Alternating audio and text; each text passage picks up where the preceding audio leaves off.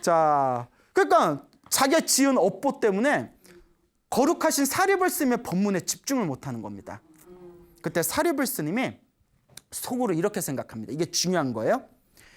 이 애꾸는 이 사람이 악업을 지은 것은 사실이다. 근데 지금 그 마음의 어떤 업보 때문에 법문에 집중할 수가 없으니까 내가 방편을 써서, 그러니까 또 다른 방법을 써서 이 사람의 마음을 진정시켜 주게 됐다. 그러니까 악업을 지은 건 사실이에요. 근데 지혜제일인 사리불이 당신의 지혜로서 그 애꾸눈의 마음을 진정을 시켜주는 겁니다. 뭐라고 진정을 시켜주냐? 그러니까 당장 그 불안한 마음을 놓아버리게 해야 되잖아요. 신자여, 당신이 수많은 사람들을 죽인 건 사실입니까? 예, 사실입니다. 제 손으로 수많은 사람들의 목을 잘랐습니다. 당신이 좋아서 한 겁니까? 남이 시켜서 한 겁니까? 아니, 내가 좋아서 한 게 아니라 왕이 시켜서 했습니다. 왕이 시켜서 했는데 그 당신의 악업이 어디에 있습니까? 당신의 죄가 어디에 있습니까? 라고 딱 질문을 하니까 순간 요 애꾸눈이 내가 좋아서 한 게 아니고 남이 시켜서 했으니까 그 내가 죄가 없을 수도 있겠네? 하여튼 혼자 그런 생각을 하면서 순간 마음이 진정이 된 거예요. 그렇다고 죄가 없는 건 아니에요.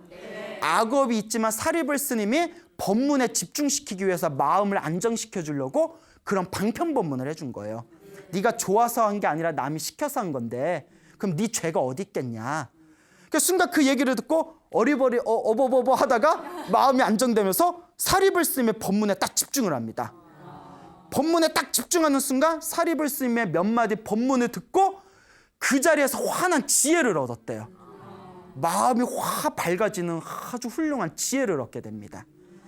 이렇게 지혜를 얻은 그 애꾸눈이 사리불스님에게 아주 정성스럽게 절을 하면서 스님은 저의 진정한 스승이십니다. 이 은혜를 잊지 않겠습니다. 하면서 이제 사리불스님의 법문을 마치고 절로 돌아갈 때 문 밖까지 멀리 이렇게 배웅을 나갔대요. 자기의 마음을 밝혀주고 지혜를 깨닫게 해준 스승이니까. 그리고 오는 길에 귀신에 쓰인 소가 있었대요. 귀신에 쓰인 소가 있었는데 그 소가 누구를 확 박아버렸을까요? 애꾸눈을 확 박아버려서 애꾸눈이 그 자리에서 즉사를 해버렸답니다. 예. 근데 그 즉사하게 된 그런 이야기, 비하인드 스토리도 나중에 있는데, 자, 어쨌거나 사리불스님을 만나서 사리불스님에게 이제 공양을 올리고 법문을 듣고 환한 지혜를 얻었잖아요.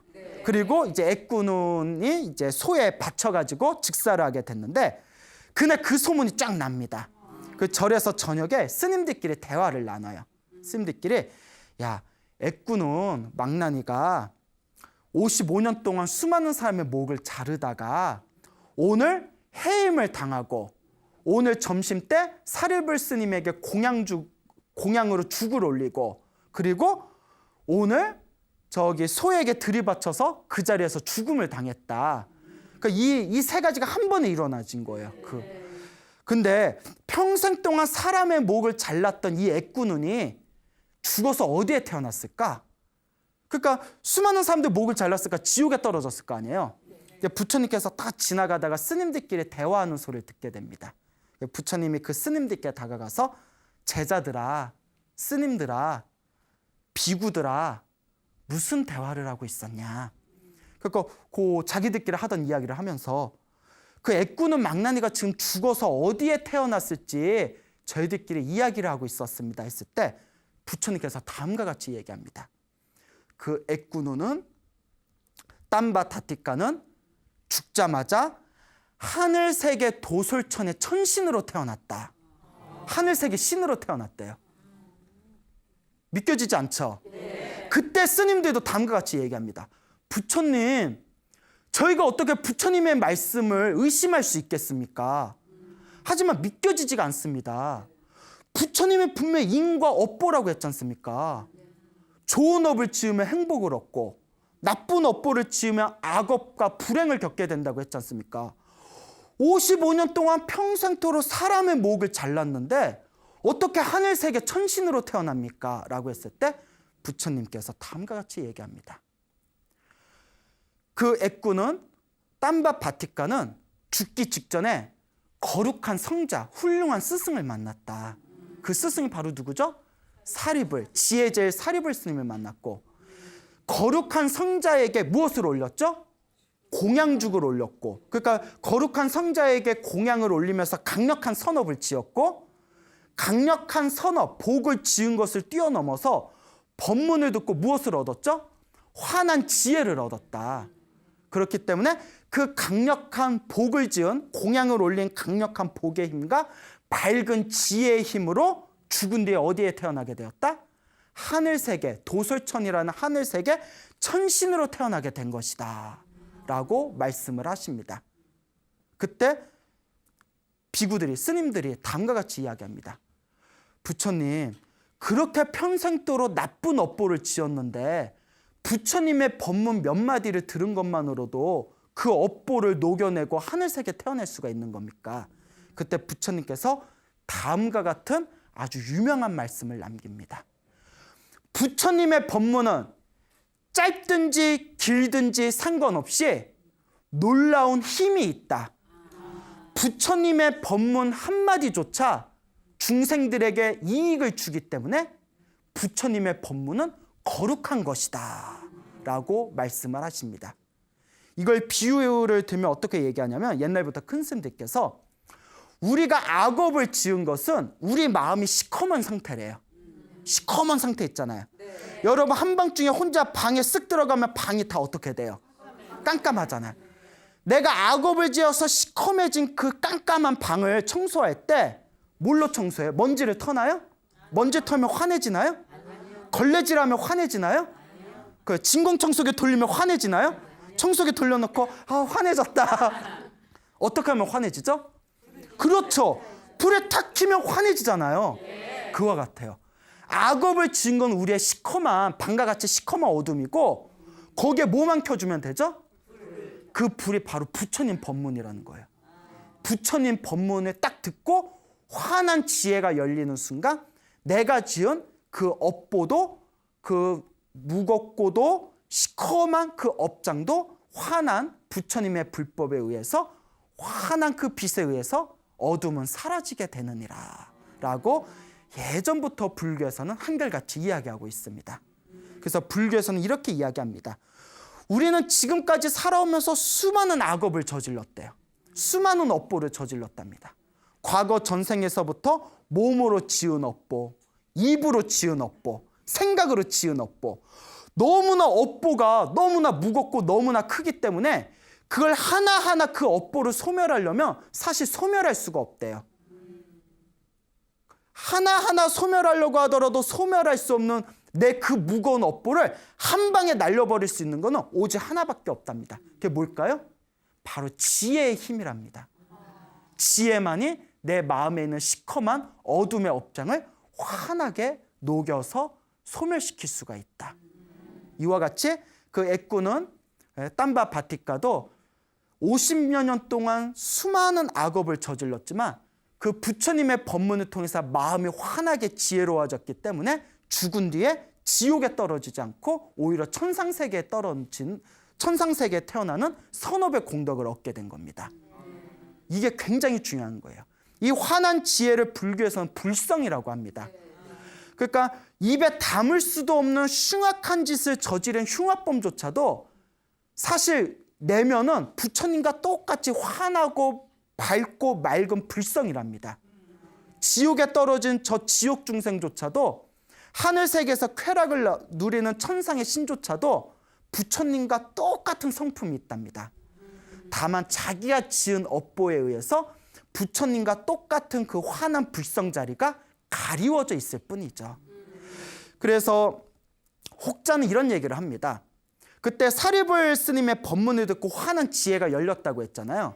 근데 완전한 깨달음은 얻지 못했어요. 지혜는 밝아졌지만 완전한 깨달음은 얻지 못했거든요. 그래서 혹자는 말하기를, 땀바 바티카가 망나니로 살면서 수많은 사람들의 목을 자린 살생의 업보가 아니었다면, 그 악업이 아니었다면 사리불 스님의 법문을 듣고 그 자리에서 어떻게 됐을 것이다?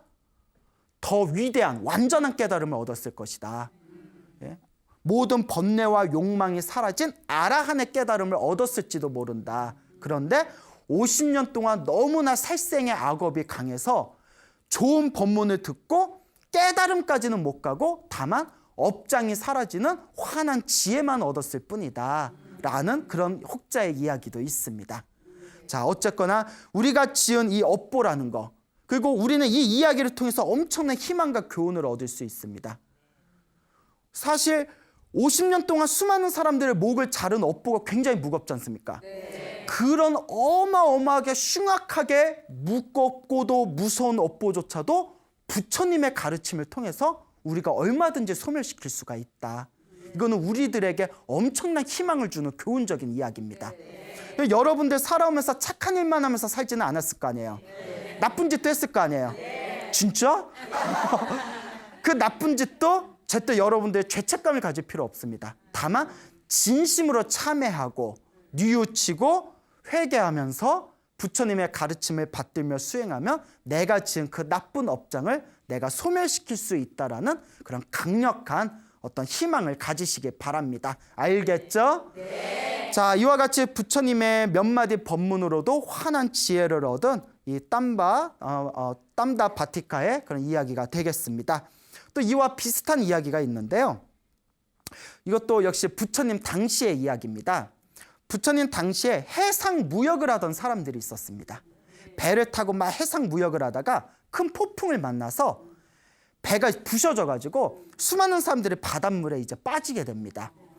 그래서 그 수많은 사람들이 물에 익사하거나 물고기나 거북이의 밥이 되어버렸는데 그 중에 한 사람만이 겨우 목숨을 살아가지고 어느 항구에 도착하게 됐답니다. 근데 이미 항구에 목숨을 유지해가지고 항구에 도착했을 때 이제 온몸은 다 알몸이고 가진 건 아무것도 없었대요. 그러니까 온몸이 다 알몸이다 보니까 옷도 없으니까 나무 껍질로 몸을 가렸답니다. 나무 껍질로 몸을 가린 뒤에 너무 배가 고파서 구걸을 해야 되는데 그릇이 없는 거예요. 그래서 그 근처에 신을 모시고 있는 신당에 가서 거기서 나무 그릇을 하나 얻어다가 그 그릇을 가지고 마을에 가서 도시에 가서 이제 그 동양을 했다고 합니다. 근데 사람들이 딱 보니까 나무 껍질로 몸을 가리고 이렇게 그릇을 들고 아주 점잖은 모습으로 이렇게 탁발을 하는 모습을 보고 동양을 하는 모습을 보고 사람들이 이 사람은 거지가 아니라 수행자인가 보다. 그리고 이렇게 막 좋은 음식을 막 올렸대요. 막 음식을 올리면서 이 사람 아라한인가 보다. 아라한이 모든 번뇌와 욕망이 사라진 거룩한 성자를 아라한이라고 하지 않습니까? 이 사람은 물에 빠져서 죽을 뻔한 거. 그러니까 몸을 나무 껍질로 이렇게 가린 뒤에 동냥하고 있는데 그것도 타고난 허우대가 좋았는지 모습이 아주 점잖해 보니까 사람들이 야 아라한인가 봐 아라한. 야, 저 사람이 공양 올리자고 막 이제 공양을 올렸어요. 이 사람이 이게 웬일이지? 막 대박 막 이러면서 그러다가 이제 사람들이 점점 소문을 듣고 몰려들어서 온갖 진귀한 옷과 보물과 돈과 음식을 올렸대요. 근데 이때 이 사람이 머리가 잘 돌아갔나 봐요. 저 사람들이 아무것도 가진 게 없는 나한테 이렇게 잘하는 건 내가 이렇게 검소한 모습으로 수행자인 것처럼 보이기 때문에 그런 거다. 근데 내가 저 사람들이 주는 대로 저 좋은 옷을 입고 돈을 받고 생활하면 저 사람들이 다들 나를 떠나버리게 될 거다. 그냥 지금같이 지내자. 예. 그러니까 이제 그 종교를 가지고 사기꾼 행세를 하는 거예요. 그러면서 이제 다 바루를 들고 이제 사람들에게 아라한인 척 보이면서 이제 수많은 공양을 받습니다. 근데 사람이 굉장히 어리석어요. 여러분 중생은 기본적으로 좀 어리석습니다. 자기가 아라한이 아닌 걸 이 사람이 알아요, 몰라요? 아라한이 아닌 걸 알죠. 예, 당연히 알죠. 왜 그러죠, 갑자기? 당연히 알죠. 자기 못 깨달았는데. 근데 중생은 기본적으로 어리석다고 했잖아요. 사람들이 자꾸 아라한인가 봐 하니까 나중에 착각에 빠져서 자기가 아라한이라고 착각을 해버립니다. 나중에 나 아라한이야 이래버립니다. 여러분 불교에서는 용서받을 수 없는 지옥 중에서도 가장 무서운 무간지옥에 떨어지는 죄가 몇 가지 있는데 그 중에 하나가 못 깨달았는데 깨달았다고 거짓말하는 게 가장 무서운 지옥에 떨어지는 업 중에 하나입니다. 여러분 장난으로라도 내가 못 깨달았는데 깨달았다는 얘기 하시면 안 돼요. 알겠죠? 아주 무거운 업보랍니다. 이 사람이 자기가 아라한이 아닌데도 아라한이라고 스스로 이제 교만함에 빠져버립니다. 중생이 이렇게 기본적으로 어리석은 번뇌가 있어요. 수행을 제대로 하는 사람들은 깨달음 앞에서 겸손함을 갖게 됩니다. 자, 어쨌거나 자기가 이제 아라한인 척 하다 보니까 하늘세계 범천이라는 신이 있었습니다. 대범천 신이 있었는데 이 대범천 신이 머나먼 전생에 그 사람과 함께 그 수행을 하던 도반사였어요. 근데 이제 그 사람은 한 사람 같이 수행을 하던 사람인데 한 사람은 하늘세계 신이 되었고 대범천이라는 신이 되었고 한 사람은 그렇게 이제 아라한인 척 이제 사람을 속이고 다닌 거예요. 그 대범천이 위에서 딱 보더니 아이고 전생에 내 도반이었는데 이번 생에 아주 큰 착각과 교만함에 빠져서 사람들에게 자기가 아라한인 척 거짓말을 하고 다니는구나. 저러다 죽으면 지옥에 떨어질 텐데 큰일 났다. 내가 저 일을 제도해 줘야겠다.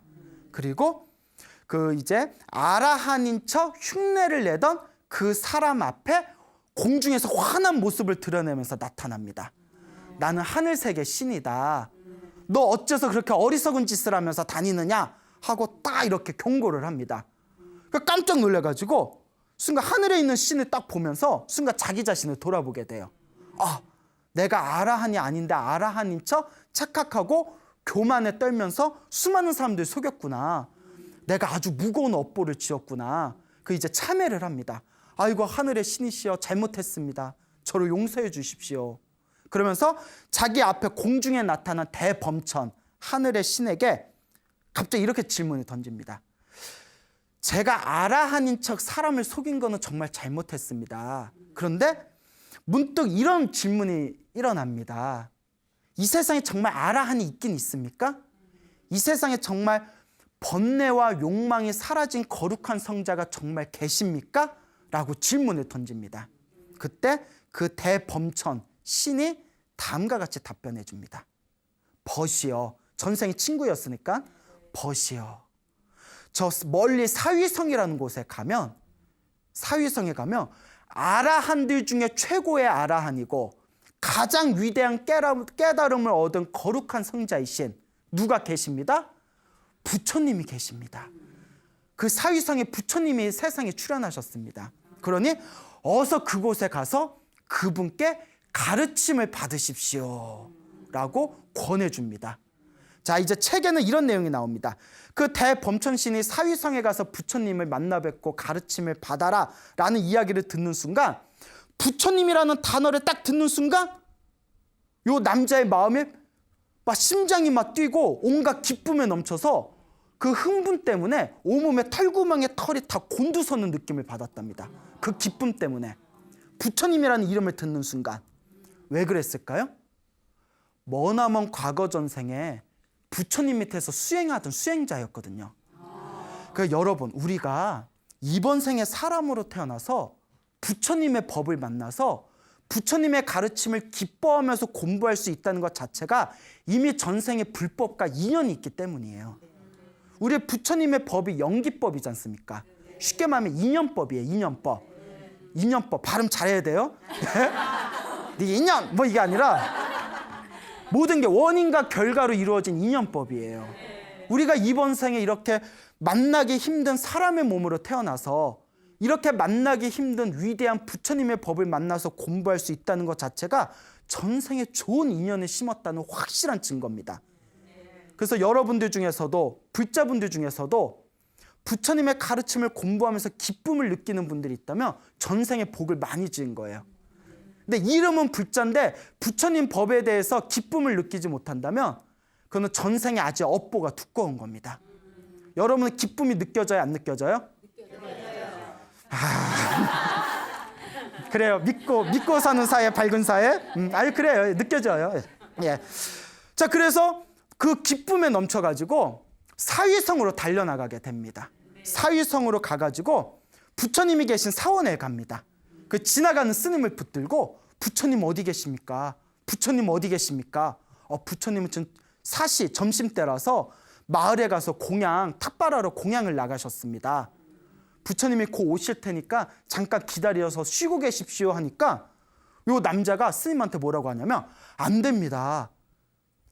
부처님이 언제 세상을 떠나실지 모르고 제가 언제 죽을 줄 모르는데 기다릴 수 없습니다. 그래서 잠깐 몇 시간만 기다리면 되거든요. 근데 너무나 마음이 기쁨에 흥분에 넘쳐서 지금 아니면 안 됩니다 하고 그 스님이 쉬다가라는 걸 만류를 물리치고 그 성 안에 들어서 부처님의 탁발하는 곳에 직접 달려갑니다. 그때 부처님이 이렇게 탁발을 가고 있는데 부처님 앞에서 갑자기 절을 하더니 부처님의 발을만 만지면서 부처님의 발을 만난 건 최고의 예법이거든요. 거룩하신 부처님이시여 멀리서 제가 여기까지 뛰어왔습니다. 저에게 법을 설해 주십시오. 저에게 법을 설해 주십시오. 그러니까 부처님께서 3번을 거절하셨대요. 지금 신도들한테 공양을 받아야 된다. 잠깐만 기다려라. 잠깐만 기다려라. 근데 부처님이 기다리라고 하면 좀 어떻게 해야 돼요? 근데 뭐라고 하면 안 됩니다. 부처님 앞에서 뭐라고 하냐면 부처님이 언제 세상을 떠나실지 모르고 제가 언제 죽을지 모르는데 지금 법을 설해 주십시오. 근데 부처님이 3번이나 거절한 이유가 있었대요. 그게 뭐냐면 아까도 그 애꾸눈 이야기 했잖아요. 법문을 들으려면 마음을 집중해야 되는데 지금 너무 흥분해서 들떠있기 때문에 지금 법문하는 걸 거절하셨대요. 아, 지금 법문해도 귀에 제대로 안 들어올 거다. 그러니 좀 진정시킨 뒤에 법문해야 되겠다. 진정시킨 뒤에 법문해야 되겠다. 근데 요 남자가 끊임없이 부처님한테 법을 설해 주십시오. 법을 설해 주십시오 하니까 부처님께서 다음과 같은 아주 짧은 법문을 내려주십니다. 자, 잘 들어라. 앞으로는 이와 같이 자신을 닦아야 된다. 잘 들어라. 보이는 것은 보기만 해라. 들리는 것은 듣기만 해라. 느끼는 것은 느끼기만 해라. 인식하는 것은 인식하기만 해라. 이와 같이 닦아라. 자, 여러분 뭐라고 했죠? 보이는 것은 보기만 하고, 들리는 것은 느껴지는 것은 인식하는 것은 불교 명상법 윗바사나의 최고의 핵심 구절이랍니다. 이 안에 윗바사라는 명상의 모든 핵심이 담겨져 있대요. 보기만 하고, 듣기만 하고, 느끼기만 하고, 인식하기만 해라. 있는 그대로 바라봐라. 있는 그대로 바라봐라. 이 법문에 딱 한 구절 듣는 순간 그 자리에서 완전한 깨달음을 얻어버립니다. 아라한이 되어버려요. 거룩한 성자 진짜 아라한이 됩니다. 자, 그리고 아라한이 되었을 때 수많은 스님들이 너무나 놀라워합니다. 부처님이시여, 저희는 어떻게 이렇게 짧은 순간에 깨달음을 얻고 아라한이 된 것입니까? 믿겨지지가 않습니다. 어떻게 그 짧은 순간에 깨달음 아라한을 얻습니까? 부처님께서 다음과 같이 말씀하십니다.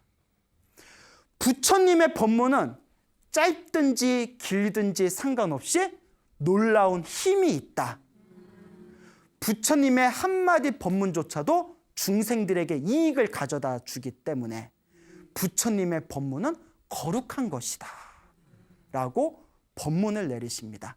그래서 이와 같이 그 짧은 순간에 길에서 깨달음을 얻어 아라한이 된 그 남자의 이름이 바이야 다루찌리야라고 합니다. 이름이 좀 이상하죠? 바이야 다루찌리야. 이 바이야 다루찌리야, 이분이 바로 부처님 경전에 나타난 분들 중에서 가장 짧은 순간에 짧은 법문을 듣고 아라한이 되신 분이라고 합니다. 이와 같이 부처님의 법문은 한 구절 한 개송조차도 우리 중생들에게 강력한 복과 선업과 공덕을 가져다 줍니다. 그러니까 여러분, 불교에서는 이번 생에 사람으로 태어나기 어렵고 불법을 만나기 어렵다고 했습니다. 그리고 불법을 만났을 때 부처님의 법문 한 구절 한 개송만 제대로 가슴에 내 마음으로 받아들여도 그 공덕은 헤아릴 수가 없다고 합니다. 그러니까 여러분들도 이번 생에 이 부처님의 소중한 가르침을 만난 것을 기뻐하시고 마음으로 즐거워하시면서 여러분들 이 소중한 부처님의 가르침을 꾸준히 닦아나가시기 바랍니다. 여러분, 행복해지고 싶습니까? 네. 행복한 삶을 창조하고 싶습니까? 네. 복을 지으십시오. 선업을 지으십시오. 공덕을 쌓으십시오. 복과 선업과 공덕의 힘이 여러분들을 진정한 행복의 길로 이끌어 줄 것입니다. 여기서 마치겠습니다. 소중한 나!